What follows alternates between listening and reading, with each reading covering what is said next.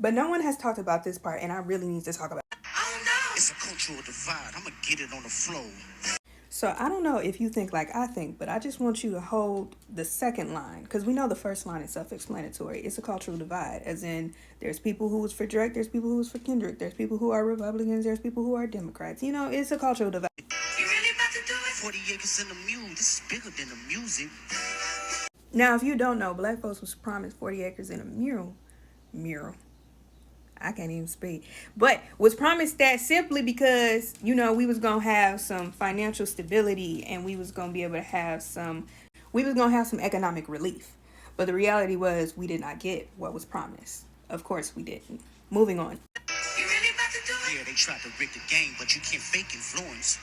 Now, when I heard that, I simply heard two things. One, when it came to Drake, it was the simple fact that Drake tried to wrap this song up in litigation and prevent it from actually being heard or even seen at the Super Bowl.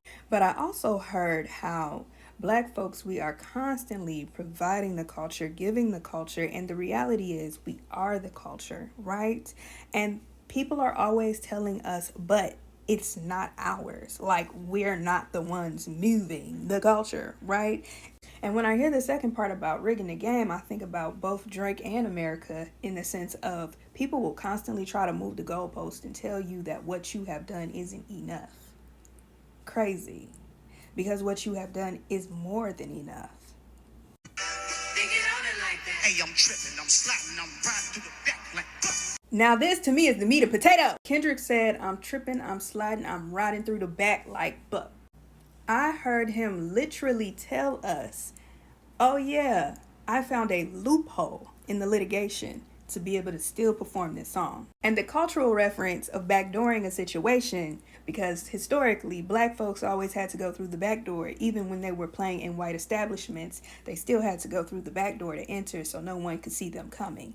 Baby. And it made me realize Kendrick just gave us the cheat code to the whole entire game. And for black folks, this whole entire performance was a realization of what it means to be black in America. But in this moment, you remember that second line I told you to remember from the beginning? Let me bring it up. get it on the flow.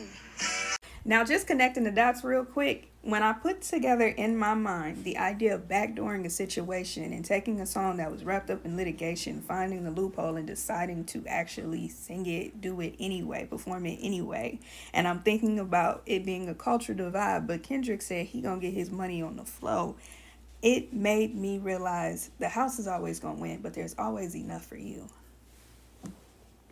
The house is always going to win, but there's always enough for you. The house is always going to be divided, but the house is always going to win because that's what the house is built to do. And all you have to do is play your part.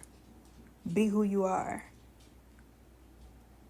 Like, to be black in America is to constantly have to find the loopholes. To constantly have to do more than what is required. And to constantly have to get it off the flow. I don't know. That's my logic, though. I'll see y'all later.